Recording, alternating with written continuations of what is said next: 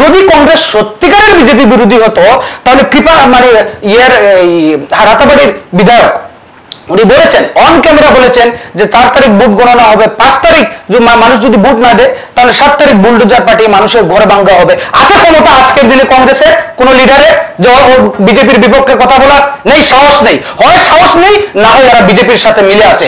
আপনারা শুনেছেন কোন করিমগঞ্জ পার্লামেন্টারি কনস্টিটিউয়েন্সি বলুন বা শিলচরে কোন ইউডিএফ এর কোন ওয়ার্কারকে পুলিশ অ্যারেস্ট করেছে? শুনেছেন এখন পর্যন্ত? আমাদের প্রত্যেক দিন রাত্রে এভরি নাইট এই করিমগঞ্জ পার্লামেন্টারি কনস্টিটিউয়েন্সি থেকে আমাদের ক্যাডারদেরকে উঠানোর পুলিশ উঠাচ্ছে বাসার থেকে। কংগ্রেস এমন একটা দল, কংগ্রেস হচ্ছে বিজেপির একটা ট্রেনিং সেন্টার।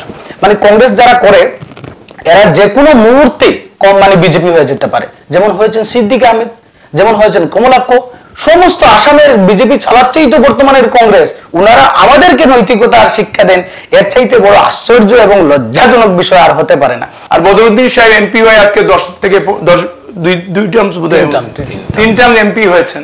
উনার কি ভূমিকা ছিল পার্লামেন্টে? এখন কথা হলো যে এই 3টা সিটে উনারা প্রার্থী এই জন্যই দিয়েছেন যে বিজেপিকে পাস করে নেওয়া যায়। ভোট কাটার মেশিন হিসাবে ইউডিএফ প্রমাণিত হয়েছে। আমি আপনাদের কাছে অন দ্য রেকর্ড আজকে বলছি যে আসামের রাজনীতিতে ইউডিএফ দল, জনগণ ইউডিএফ এর একদম চরিত্র যেটা সেটা বুঝে গেছে এবং জনগণ ইউডিএফ কে প্রত্যাখ্যান করতেছে। এখানে এটা শুধু সময়ের অপেক্ষা, 26 তারিখের অপেক্ষা। পূর্বাঞ্চল প্রতিদিনে আপনাদেরকে স্বাগত। আজকে আমাদের পূর্বাঞ্চল প্রতিদিনের ডাকে সাড়া দিয়ে অত্যন্ত ব্যস্ততার মধ্যে আমাদের স্টুডিওতে উপস্থিত হয়েছেন আসাম প্রদেশ কংগ্রেসের general secretary mister Aminur Rashid Chowdhury আমার ডান পাশে বসে আছেন, এবং আমার বাম পাশে বসে আছেন এআইইউডিএফ দলের অ্যাডভোকেট কামরান পাশা, মিস্টার কামরান পাশা চৌধুরী। তিনি হলেন এআইইউডিএফ এর পাতারকান্দি কনস্টিটিউয়েন্সির প্রেসিডেন্ট। তো এই 2000 লোকসভার যে 2024-এর লোকসভা, সেই লোকসভা নিয়ে আমরা আজকে ওনাদের সাথে আলাপ আলোচনা করব। তো সর্বপ্রথম আমি মিস্টার আমিনুর রশিদ চৌধুরী সাহেবের কাছ থেকে একটা জিনিস জানতে চাই। 2024-এর যে লোকসভা, সেই লোকসভাতে করিমগঞ্জের সিট যেটা, এটা অত্যন্ত একটা গুরুত্বপূর্ণ সিট হয়েছে, যেহেতু এটা ডিলিমিটেশনের পর এই সিটে মানে সর্বপ্রথম এখান থেকে কোনো একজন জেনারেল কমিউনিটির মানে কেউ এখান সিটটা ওপেন হওয়ার পর প্রতিদ্বন্দ্বিতা করার সুযোগ পেয়েছেন। সেই হিসাবে আপনাদের দলের পক্ষ থেকে হাফিজ রশিদ আহমদ সাহেবকে আপনারা নমিনেট করেছেন। তো আপনি কি মনে করেন আপনাদের এই যে পারফরমেন্স বা আপনাদের যে ওয়ার্ক যেগুলো চলছে সেগুলো নিয়ে আপনারা কতটুকু আশাবাদী? Thank you. পূর্বাঞ্চল প্রতিদিন সব দর্শকদেরকে প্রণাম, নমস্কার, সালাম আলাইকুম। আমরা আশাবাদী। আমাদের যেভাবে প্রচার চলছে সেই প্রচারে জনগণের যেভাবে সাড়া পাচ্ছি আমরা, আমাদের ক্যান্ডিডেট 2 থেকে 2.5 লাখ ভোটে জিতবে। যেহেতু এখানে এআইইউডিএফ দল থেকে একজন ক্যান্ডিডেট দেওয়া হয়েছে, তো এআইইউডিএফ দল ক্যান্ডিডেট দেওয়ার কারণে মুসলিম ভোটে মানে একটা পার্সেন্টেজ এআইইউডিএফ এর সাথে চলে যাবে। যেহেতু এআইইউডিএফ দলের 4 জন বিধায়ক আছেন এই লোকসভা সমষ্টিতে, তারপরও আপনি কিভাবে এত মানে কনফিডেন্ট যে 2 থেকে 2.5 লক্ষ ভোটে আপনারা জিততে পারবেন? হ্যাঁ, ইউডিএফ এর বিধায়ক থাকতে পারেন, 4 জন বিধায়ক থাকতে পারেন, আমাদের সঙ্গে জনগণ আছে। এবং আপনারা নিশ্চয়ই দেখছেন ইউডিএফ এর বিধায়কদেরকে রাস্তাঘাটে জনগণ কিভাবে পশু খেতা দিচ্ছে, লেলে চেঁচে যেভাবে হচ্ছে চতুর্দিকে, সেটা তো প্রিন্ট মিডিয়ায়, সোশ্যাল মিডিয়ায় ডেইলি নিউজে আসতেছে। অ্যাডভোকেট কামরান পাশা চৌধুরী সাহেব, আপনাদের কিভাবে আপনাদের প্রিপারেশন চলছে বা আপনারা জিত নিয়ে কতটুকু আশাবাদী? দেখুন, আমরা ইতিমধ্যে করিমগঞ্জ এবং হাইলাকান্দি 2 জেলায় আমাদের প্রচার অভিযানের ঝড় উঠেছে। আমাদের যিনি প্রার্থী উনি সমাজকর্মী, বিগত 20 বছর থেকে মানুষের সাথে আছেন এবং মানুষের সাথে কাজ করে যাচ্ছেন। যখন মানুষের বিপদ আপদ হয়, যখনই মানুষের অসুবিধা হয়, উচ্ছেদ হোক কিংবা করোনা হোক অথবা কোনো ধরনের অসুবিধা হোক, তখনই আমাদের প্রার্থী শাহাবুল ইসলাম চৌধুরী মানুষের পাশে ছিলেন, আজও আছেন। এবং আমাদের দলের সুপ্রিমো মৌলানা বদরুদ্দিন আজমল সাহেব আজমল ফাউন্ডেশনের মাধ্যমে সর্বদাই মানুষের পাশে আছেন। তার জন্য আমরা নিশ্চিত যে আমরা এই মুহূর্তে করিমগঞ্জ আসনে বিশাল ব্যবধান থাকবে আমাদের জয়, এবং আমরা জয়লাভ করছি, এটা নিশ্চিত। দ্বিতীয় কথা হচ্ছে যে উনি বলেছেন যে কংগ্রেস জিতবে। জানি না যে বিগত দিন থেকে নিয়ে আজ পর্যন্ত কংগ্রেসের কি ডেভেলপমেন্ট হলো যে আমরা তো দেখতে পাইনি কংগ্রেসে কোনো মানুষ যোগদান করেছে, কংগ্রেস ত্যাগ করা ছাড়া কোনো মানুষ যোগদান করেনি। এই মুহূর্তে কোনো বিধায়ক নেই, কোনো প্রতিনিধি নেই। কিসের ভিত্তিতে কংগ্রেস বলে কংগ্রেস জিতবে, এটা আমাদের বোধগম্য আসে না। জানি না মানে কি স্ট্যাটিস্টিক, কার স্ট্যাটিস্টিক, হয়তো ওনারা একসময় বিজেপির কথা বলতে গিয়ে হয়তো স্লিপ করে কংগ্রেসের কথা বলে ফেলেন, হয়তো এটাই হতে পারে। কিন্তু এখানে কংগ্রেসের কোনো সম্ভাবনা নেই। কংগ্রেস আগেও 3 নম্বরে ছিল, এবারও 3 নম্বরে থাকবে। কোনো অবস্থায় কংগ্রেস এর চাইতে রিভাইভ করার সুবিধাই নেই, বা জনগণ কংগ্রেসকে প্রত্যাখ্যান করেছে। দ্বিতীয় কথা, আরেকটা কথা আমি না বলে পারছি না, আমি যেটা বলতে চাইনি, বা কংগ্রেস শিষ্টাচারের মানে শিষ্টাচারের কথা অনেক সময় বলে, কিন্তু ইউডিএফ যে ধরনের সংঘাতের রাজনীতি মোটেও পছন্দ করে না। কারণ ইউডিএফ এর সুপ্রিমো একজন মৌলানা, যিনি ভারতবর্ষের নয়, বিশ্বের 500 জন মানে 500 জন যিনি প্রভাবশালী মুসলিমের মধ্যে একজন, এবং উনার যে শিষ্টাচার, উনার যে নৈতিকতা, এটা কোনো প্রার্থীকে গালিগালাজ, কোনো প্রার্থীকে আপনার বিভিন্ন ধরনের কথাবার্তা, অশালীন কথাবার্তা, এটা আমাদের কালচার নয়, এটা কংগ্রেসের কালচার, এবং কংগ্রেস তা করছে। কিন্তু ওনাদের যে যিনি প্রার্থী, ওনাকে আমরা যথেষ্ট শ্রদ্ধা করি, একজন বরিষ্ঠ আইনজীবী, ওনাদের কংগ্রেসের কুটছালেই উনি পড়ে গেছেন। আপনারা দেখেছেন গত কয়েকদিন আগে, 2 দিন আগে হাইলাকান্দিতে ওনাকে কিভাবে মানুষ মানে তাড়া করেছে। এটা অত্যন্ত দুঃখজনক। আমরা চাই সুষ্ঠু রাজনীতি হোক, গণতন্ত্র হোক, সুষ্ঠু গণতন্ত্রের পক্ষে কথা বলুক। ওনার দলের প্রার্থী আইনজীবীর সাথে যারা আছে, আইনজীবী এবং কথাবার্তা যতগুলো আছে, সব মানে একটা সন্ত্রাসমূলক কাজকর্মকে ওনারা বারবার একটা সমর্থন দিয়ে আসছেন, আমরা দেখছি। এখানে পক্ষ থেকে বলা হয়েছে যে আপনাদের কালচার নিয়ে একটা মানে ইস্যু উঠেছে, কি আপনাদের কালচারটা মানে আপ টু দা মার্ক নয় আপনাদের কালচার। তারপর আপনাদের কথার শালীনতা, আপনাদের যিনি ক্যান্ডিডেটের ব্যাপারে উনি বলেছেন, সেটা সম্পর্কে আপনি কি বলতে চান? আমার ইউডিএফ এর ভাই যে কথাগুলো এখানে বললেন, তিনি ঠিকই বলেছেন। ইউডিএফ এর মতন কংগ্রেস দল পারবে না। শালীনতার চূড়ান্ত সীমা উনার সুপ্রিমো অতিক্রম করেছেন। জনগণ দেখেছে যে একজন মৌলানা হয়ে, হাফিজ হয়ে, যেন আমরা সবাই শ্রদ্ধা করি উনাকে, কিন্তু ওনার ইদানিংকালে ওনার কথাবার্তা সোশ্যাল মিডিয়ায় দেখেছেন আপনারা, একজন হাফিজের মুখে এইসব কথাবার্তা শোভা পায় না। শালীনতা, শিষ্টাচার একদম তিনি ভুলে গিয়ে যে কথাগুলো বলেছেন, যে আপনার যুবকদের রক্ত গরম হয়ে যায়, গৌরব গগৈ মুসলমান হয়ে গেছেন, হিন্দু ভাইদেরকে ভোট না দিতে বলেছেন, এইরকম অনেক কথাবার্তা উনি বিগত দিনে বলেছেন। যে কথাবার্তায় কি বোঝায়, একজন সাংসদ, ওনার থেকে যুব প্রজন্ম, আগামী দিনের ভবিষ্যৎ, ওনার থেকে প্রেরণা নিয়ে কাজ করবে সমাজে, ওনাকে ডেভেলপমেন্ট নিয়ে কথা বলতে হয়। উনি বেকারদের চাকরি হচ্ছে না সেটা নিয়ে কথা বলতে হয়। আজকে বরাক উপত্যকা 3rd গেট 4th গেটের চাকরি বরাক উপত্যকাতে চলে গেছে অন্য জায়গাতে, সেটার কোনো নিয়ে কোনো কথা আজ পর্যন্ত বদরুদ্দিন সাহেবকে আমরা বলতে দেখি নাই। কোনো ডেভেলপমেন্ট নিয়ে কোনো কথা বলতে আমরা ওনার মুখ থেকে শুনি নাই। নির্বাচন আসলে যে দলের জন্ম হয়, ইউডিএফ দলটা জন্ম হয় নির্বাচনের সময়, নির্বাচন শেষ হয়ে গেলে সেই নির্বাচনের সেই দল শেষ হয়ে যায়। আজকে আপনাদেরকে উনি বলেছেন যে কংগ্রেস দলের উনি কিছুই দেখতে পাচ্ছেন না। আজকের এই স্টুডিওতে আপনি টাইম, ডেট লিখে রাখেন যে আগামী 26 তারিখের ভোটে ইউডিএফ বলে দল একটা যে আসামে আছে, তার চিহ্ন খুঁজে পাবে না। জনগণ একতরফা ভাবে কংগ্রেসের পাশে আছে, এবং লড়াই কংগ্রেস ভার্সাস বিজেপি ক্যান্ডিডেটের সঙ্গে হবে। ইউডিএফ এর কোনো জায়গায় থাকবে না এই নির্বাচনে। জনগণ ঠিক করে ফেলেছে যে বদরুদ্দিন সাহেবের যে অশালীন কথাবার্তা, শিষ্টাচারের বাইরে গিয়ে যে কথাবার্তাগুলো যিনি ইদানিং কালে বলেছেন, এবং যেভাবে তিনি তার দলকে বিজেপিতে পরিণত করে দিয়েছেন, আজকে ওনার প্রত্যেকটি কথায় বিজেপির হেল্প হয়, ভোটগুলো পোলারাইজেশন হয়। তিনি কেন এইসব কথাবার্তা বলেন? যে কথাবার্তার সঙ্গে সমাজের কোনো যোগসূত্র নাই, বেকারদের কোনো যোগসূত্র নাই, সেই কথাগুলো একজন মৌলানা কেন বলবেন? একটা দলের সুপ্রিমো হয়ে এইসব কথাবার্তা ওনার মুখে শোভা পায় না।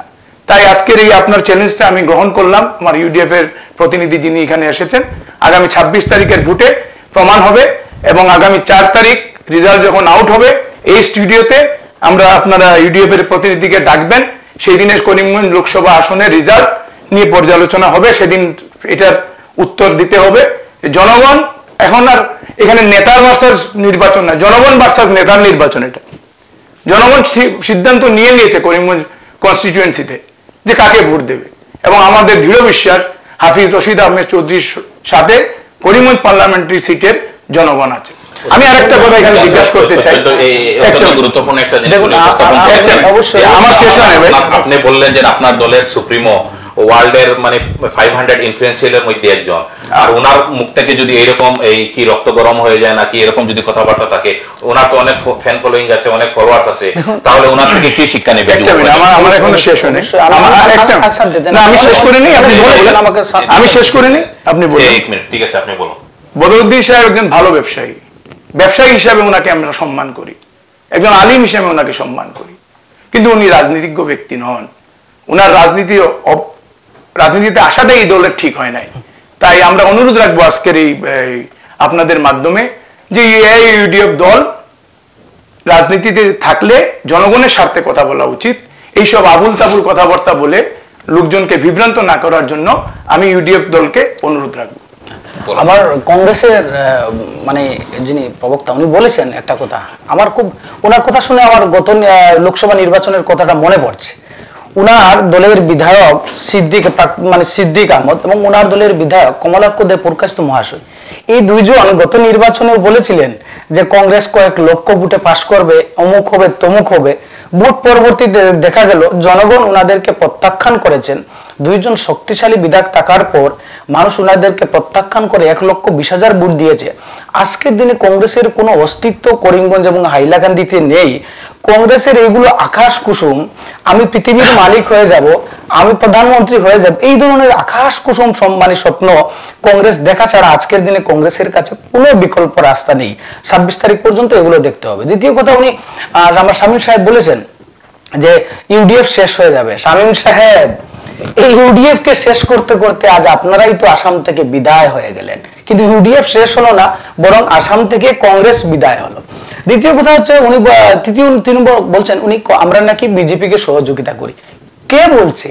কংগ্রেস আজকের দিনে এই কথা বলে যে হিমন্ত বিশ্ব শর্মা কংগ্রেসের প্রোডাক্ট, আপনার জয়ন্ত মল্লভ কংগ্রেসের প্রোডাক্ট, আপনার এখানের সিদ্দিক আহমেদ কংগ্রেসের, কমলাক্ষ দে কংগ্রেসের, গৌতম রায় কংগ্রেসের, রাহুল রায় কংগ্রেসের, আপনার অজন্তা নেও কংগ্রেসের, রূপজ্যোতি কুর্মী কংগ্রেসের। উনারা আবার ওদেরকে নৈতিকতার শিক্ষা দেন। বিজেপি আমরা চলে যাব না, উনারাই বিজেপি করছেন। বিজেপি মানে কংগ্রেস এমন একটা দল, কংগ্রেস হচ্ছে বিজেপির একটা ট্রেনিং সেন্টার। মানে কংগ্রেস যারা করে এরা যে কোনো মুহূর্তে বিজেপি হয়ে যেতে পারে। যেমন হয়েছেন সিদ্দিক আহমেদ, যেমন হয়েছেন কমলাক্ষ, সমস্ত আসামের বিজেপি চালাচ্ছেই তো বর্তমানের কংগ্রেস। উনারা আমাদেরকে নৈতিকতার শিক্ষা দেন, এর চাইতে বড় আশ্চর্য এবং লজ্জাজনক বিষয় আর হতে পারে না। দেখুন, কংগ্রেস করিমগঞ্জ আসনে এই মুহূর্তে কংগ্রেস, আমি তো আগেই বলেছি কংগ্রেস নেই এবং থাকবে না। এবং আজ আপনি এখানে লিখে রাখুন যে আমাদের তো 4 জন বিধায়ক আছে, 50,000 করে দিলেও তো আপনার 2 লক্ষ ভোট হবে। কংগ্রেসের 20,000 ভোট পাবে এমন সমষ্টি আজকের দিনে আছে কিনা না কোথাও? যদি থাকে কংগ্রেস দেখাও। আজ মানুষ কংগ্রেসকে সর্বাবস্থায় প্রত্যাখ্যান করেছে, নেতাদের তো করেছেই, এবার যারা আসছেন তাদেরকেও প্রত্যাখ্যান করছে। বাকিগুলো যেগুলো নির্বাচন হয়েছে দেখেছেন, কংগ্রেসের কোনো অস্তিত্বই নেই আসামে। কংগ্রেস চলছে হিমন্ত বিশ্ব শর্মার কথায়। কংগ্রেস কাকে প্রার্থী করবে হিমন্ত বিশ্ব শর্মা নির্ণয় করেন। এখানে কংগ্রেসের কি আছে? কংগ্রেসের এখানে কিছুই নেই।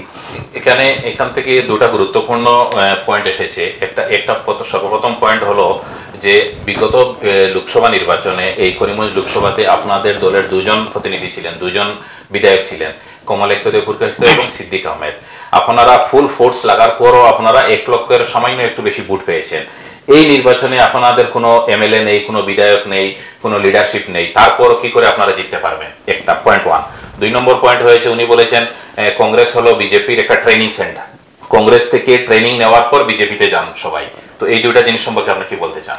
আমি প্রথমে আপনাকে বলতে চাই, আসামে 14টা সিট আছে। আমাদের কংগ্রেস দলের অ্যালায়েন্স নিয়ে আমরা 14টা দলে আমাদের প্রার্থী দিয়েছি। এআইইউডিএফ দল কতজন প্রার্থী দিয়েছে আসামে? 3 জন। করিমগঞ্জ, নোয়াগাঁও এবং ধুবড়ি। ধুবড়িতে বদরুদ্দিন সাহেব ভালো ভোটে হারবেন, ঠিক আছে। নোয়াগাঁও আমরা জিতবো, করিমগঞ্জ আমরা জিতবো। এখন আমার কোয়েশ্চনটা হলো ইউডিএফ এর এখানে যে প্রতিনিধি আছেন ওনাকে, যে আমাদের ফাইট বিজেপির সঙ্গে, ভারতবর্ষের পার্লামেন্টে যদি বিজেপির সঙ্গে কেউ ফাইট করতে পারে, সে ফাইট কংগ্রেস দলই করতে পারবে। আপনারা এখান থেকে তিনজন দিয়েছে, আমি ধরলাম যদি তিনজনই জিতে যান, ভারতবর্ষের রাজনীতিতে ওনাদের কি ভূমিকা থাকবে? আর বদরুদ্দিন সাহেব এমপি হয়ে আজকে 3 টার্ম এমপি হয়েছেন, ওনার কি ভূমিকা ছিল পার্লামেন্টে? এখন কথা হলো যে এই 3টা সিটে ওনারা প্রার্থী এই জন্যই দিয়েছেন যে বিজেপিকে পাস করে নেওয়া যায়, ভোট কাটার মেশিন হিসাবে ইউডিএফ প্রমাণিত হয়েছে। আমি আপনাদের কাছে অন দ্য রেকর্ড আজকে বলছি যে আসামের রাজনীতিতে ইউডিএফ দল, জনগণ ইউডিএফ এর একদম চরিত্র যেটা সেটা বুঝে গেছে এবং জনগণ ইউডিএফ কে প্রত্যাখ্যান করতেছে। এখানে এটা একটা শুধু সময়ের অপেক্ষা, 26 তারিখের অপেক্ষা। আর উনি বিধায়কদের কথা বলেছেন, ওনাদের 4 জন বিধায়ক আছে, আমি এটা স্বীকার করি। ওনাদের 4 জন বিধায়ককে হাইলাকান্দিবাসী বাইরেতে দিচ্ছেন না, কোনো মিটিং করতে পারছেন না, কোনো সভায় যেখানে যাচ্ছেন জনগণ ওনাকে লেলে চেয়ে দূর করতেছে। এটা তো আমার কথা নয়, এটা তো অন দ্য রেকর্ড আছে, প্রিন্ট মিডিয়া থেকে লিখে সোশ্যাল মিডিয়া সবখানে জনগণ দেখতেছে। উনি বিধায়কের কথা বলতেছেন। আমি বলবো করিমগঞ্জ পার্লামেন্টারি কনস্টিটিউয়েন্সির যে 15 লাখ অ্যাপ্রক্সিমেটলি ভোটাররা আছেন, এই 15 লাখই আমাদের এমএলএ, 15 লাখ ভোটারই আমাদের এমএলএ। এরাই আমাদের এমএলএ হয়ে কাজ করে হাফিজ রশিদ আহমেদ চৌধুরী সাহেবকে 2.5 থেকে 3 লক্ষ ভোটে নির্বাচিত আগামী 26 তারিখে করবে। আরেকটা জিনিস এখানে আপনি মিস করে দিয়েছেন, উনি বলেছেন যে আপনাদের দল হচ্ছে বিজেপি ট্রেনিং সেন্টার, সেটা সম্পর্কে আপনি কি বলতে চান? বিজেপি ট্রেনিং সেন্টার আমরা না ওনারা, সেটা তো প্রমাণ নেতাদের লিস্ট দেখলেই না। যেহেতু আপনার দল থেকে অনেক নেতা চলে গিয়েছেন, আমার একটা অনুরোধ থাকবে আপনাকে, আমি যখন কথা বলবো আমাকে ইন্টারাপ্ট, ঠিক আছে? উনি যখন কথা বলে আমি কিন্তু ইন্টারাপ্ট করি না। তো যেহেতু আপনাদের দল থেকে অনেক নেতা, আজকের তারিখে বিজেপির ফ্রন্ট লাইনের অনেক নেতা, অনেক লিডারশিপ আপনাদের দলে ছিলেন, ওনারা সবাই চলে গিয়েছেন বিজেপিতে, সেই জন্য উনি বলেছেন আপনাদের দলটা হচ্ছে বিজেপি ট্রেনিং সেন্টার, সেটা সম্পর্কে আপনি কি বলবেন? এটা ওনার ব্যক্তিগত মতামত। আমার দল বিজেপি ট্রেনিং সেন্টার কিনা এটা জনগণ সিদ্ধান্ত নেবে। ওনার কারো কাছ থেকে সার্টিফিকেটের আমাদের দরকার নেই, যে কংগ্রেস কারো কাছে সার্টিফিকেট নেওয়ার দরকার নেই, জনগণ ঠিক করবে আমাদের দলের সার্টিফিকেট জনগণ। এক্স্যাক্টলি এই কথাটা আমরা বলি যে কংগ্রেস আমাদেরকে সার্টিফিকেট দেওয়ার প্রয়োজন নেই। যে কংগ্রেসের আজকের দিনে কোনো অস্তিত্বই নেই, নিজের অস্তিত্ব নেই, আসামে একটা সিটও জিততে পারবে না যেখানে, সেখানে কি করে আমাদেরকে সার্টিফিকেট দেয় কংগ্রেস? দ্বিতীয় কথা হচ্ছে, আমার শামীম ভাই বলেছেন যে হাইলাকান্দির বিধায়কদেরকে মানুষ এই করছে সেই করছে, লেইলেই চেয়েছে। শুনুন শামীম সাহেব, আপনাদের প্রার্থী এবং আমাদের দলের সুপ্রিমোর যে নীতি আদর্শ, আপনাদের প্রার্থীকে আমরা সম্মান করি এবং আমার দলের সুপ্রিমোর যে নীতি আদর্শ, এই কারণে আমরা এসব করছি না। না হলে আপনার কংগ্রেস প্রার্থী, আমরা যদি ইউডিএফ চাই এই মুহূর্তে, তাহলে আপনার কংগ্রেসের প্রার্থী এমন কোন গ্রাম নেই যে গ্রামে আমরা এইভাবে প্রতিবাদের সম্মুখীন হবেন না। কিন্তু আমরা এসব সুষ্ঠু গণতন্ত্রের পক্ষপাতী, আমরা এসবের নোংরা রাজনীতির পক্ষপাতী নয়। দ্বিতীয় কথা হচ্ছে যে উনি বারবার বলছেন যে ইউডিএফ শেষ হয়ে যাবে। ইউডিএফ এর শেষ হওয়া অপেক্ষা করতে করতে আজ আমাদের প্রাক্তন মুখ্যমন্ত্রী, রাজ্যের প্রাক্তন মুখ্যমন্ত্রী, উনিও স্বর্গীয় হয়ে গেছেন, কিন্তু ইউডিএফ শেষ হয়নি। আপনি এখানে একটা জিনিস বলেছেন যে আপনারা নোংরা রাজনীতি করতে চান না, মানে সেটা আপনি কি একটু খুলে বলুন না, কি মানে কংগ্রেস যেভাবে মানুষকে প্রপোগেট করছে, কিছু কিছু জায়গায় কিছু গুন্ডা লেলিয়ে দেওয়া হচ্ছে। আপনারা দেখেছেন একজন কংগ্রেসের দাবিদার, অন্যতম শামীম ভাইও দাবিদার ছিলেন, ওনার সাথে আরেকজন দাবিদার ছিলেন এবং কংগ্রেসের প্রার্থী, ওনারা কিভাবে বসে মানে রুমের মধ্যে কিভাবে মানে করছে, স্ট্র্যাটেজি ঠিক করছেন যে মেরে কেটে হাত পাও ভেঙ্গে সবকিছু প্রয়োজনে আধার করো, তাও আমাদের ভোট চাই। এই কংগ্রেস আমাদেরকে নৈতিক শিক্ষা দেয়? এই কংগ্রেসের কাছ থেকে আমাদের শিক্ষা নিতে হবে। আরে ভাই, আমরা তো সেই দলের মানুষ যে দলের সুপ্রিমো মৌলানা বদরুদ্দিন আজমল। শামীম ভাই একটা কথা বলেছেন, আমার দলের সুপ্রিমোর পার্লামেন্টের পারফরমেন্স কি। শামীম ভাই হয়তো জানেন না, আসলে কংগ্রেস এই মুহূর্তে অনেক কিছুই জানে না। তার মধ্যে আরেকটা কথা শামীম ভাই জানেন না, যে নর্থ ইস্টের মধ্যে, উত্তর পূর্বাঞ্চলের মধ্যে সবচেয়ে বেশি পারফরমেন্স থাকা যদি কোনো সাংসদ হন, তাহলে আমার দলের সাংসদ, আমার দলের সুপ্রিমো মৌলানা বদরুদ্দিন আজমল সাহেব। দ্বিতীয় কথা, আরেকটা কথা আমি না বলে পারছি না, যেটা বলা ঠিক হবে না, আমি তথাপিও বলছি। শামীম ভাইকে বলবো, আজ শামীম ভাই যে দলের বিরোধিতা করছেন কংগ্রেসের হয়ে, কিন্তু এক সময় শামীম ভাই বাবাকে যখন কংগ্রেস বের করে দিয়েছিল, টিকিট দেয়নি, তখন কিন্তু এই দলই শামীম ভাইয়ের বাবা, আমাদের রাজ্যের প্রাক্তন মন্ত্রী, উনাকে এই দলই টিকিট দিয়ে উত্তর করিমগঞ্জ থেকে নির্বাচনের ময়দানে নেমেছিল। অতএব অন্তত পক্ষে আমাদের যে ঋণ আছে সেটা পরিশোধ করার আমরা আহ্বান রাখছি।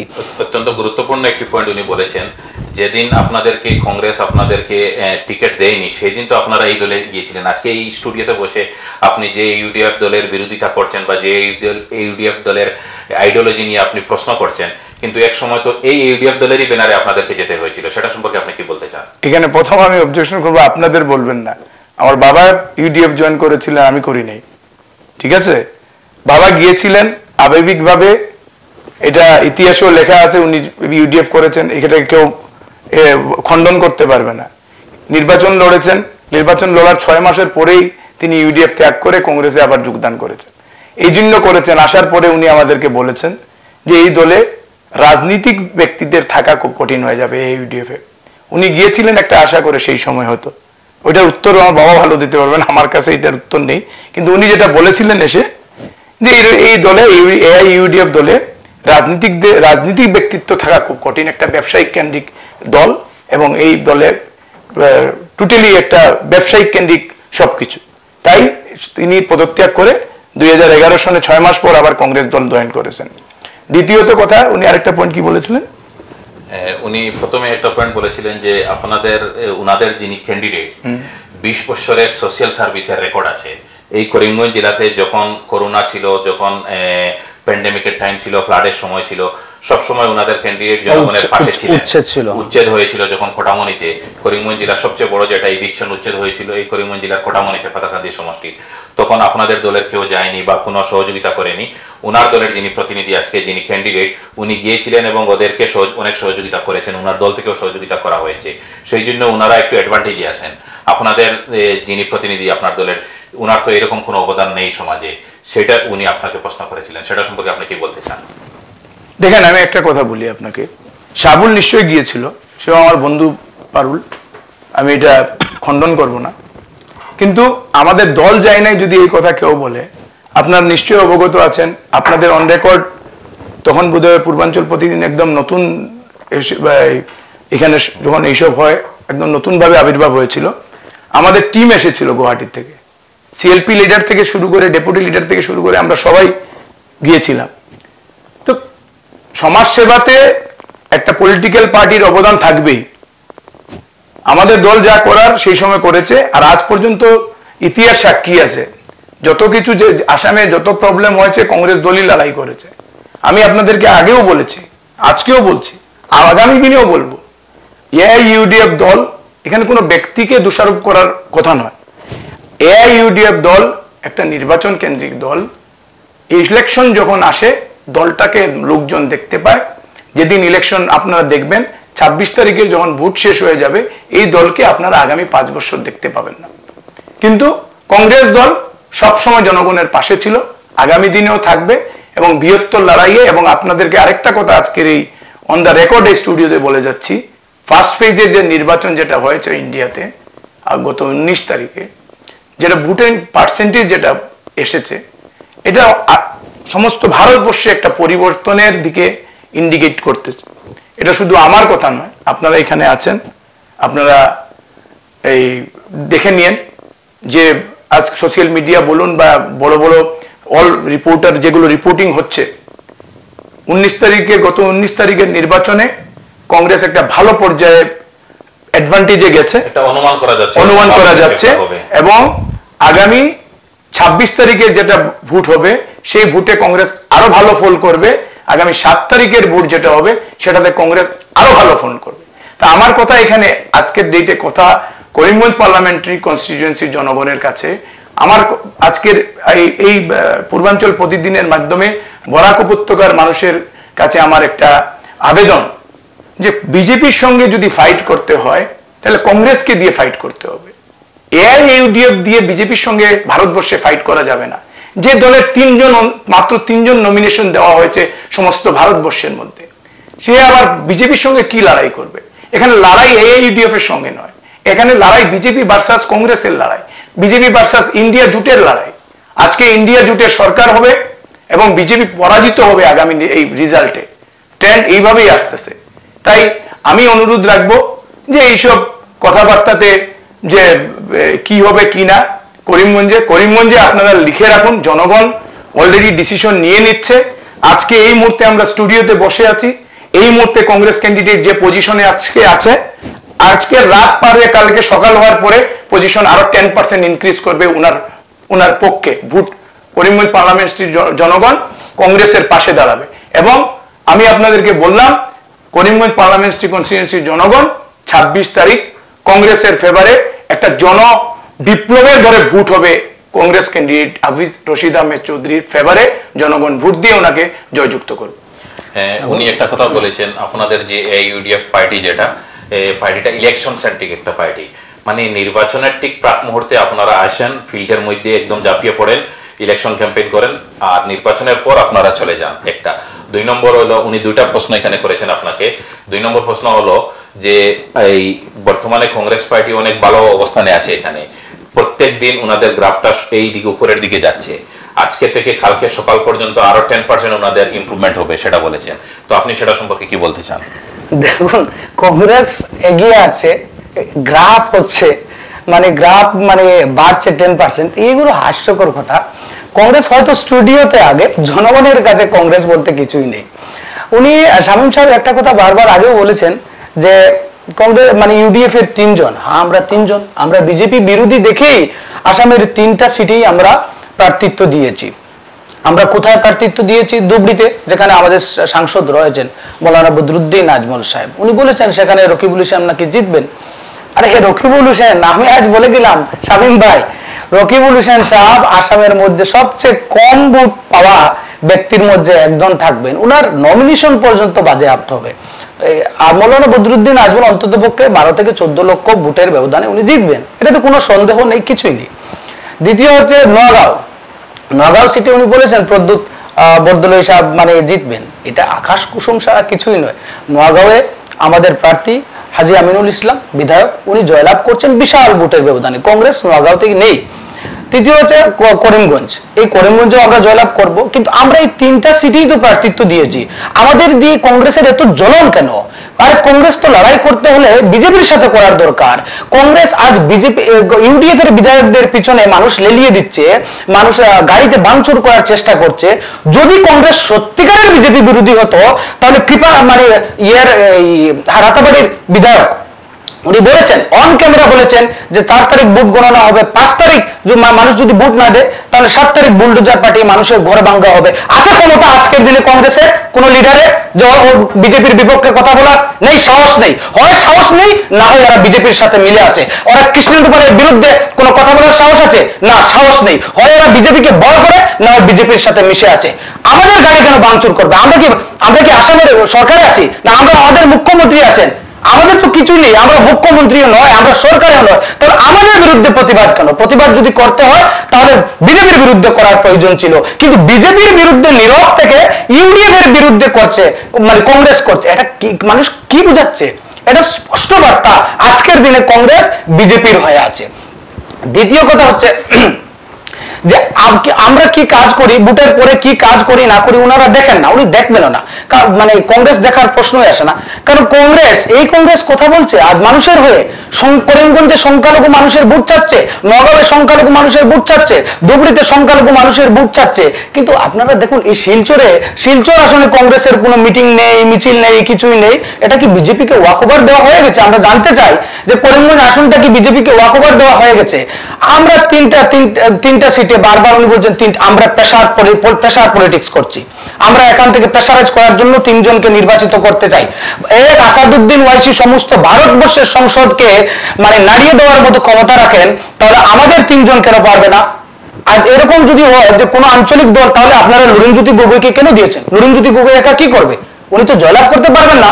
আমরা আশা করি উনি জয়লাভ করুক, আমরা চাই লুরিনজ্যোতি গগৈ জয়লাভ করুক, কিন্তু উনি কি করবেন? উনি তো একাই ওনার দল থেকে, তারপরে এজিপি দল ছেড়ে দেবে, হাঙ্গামা দল ছেড়ে দেবে, সবাই দল ছেড়ে দেবে, আর আপনারা শুধু রাজনীতি করবেন। আপনারা তো সেই দল, উত্তরপ্রদেশে অখিলেশ যাদবকে হারিয়ে আপনারা সেখানে যোগী আদিত্যনাথের সরকার এনেছেন। আপনারা উত্তরপ্রদেশেও বলেছিলেন যে আপনারা জিতে যাবেন, 403টা সিটে আপনারা ক্যান্ডিডেট দিয়ে কয়টা পেয়েছেন? একটাও না, জিরো পেয়েছেন। আপনারা মণিপুরে আপনাদের কি অবস্থা? মিজোরামে আপনারা একটা সিট পেয়েছেন MLA তে, আপনারা আমাদেরকে নৈতিকতা দেন।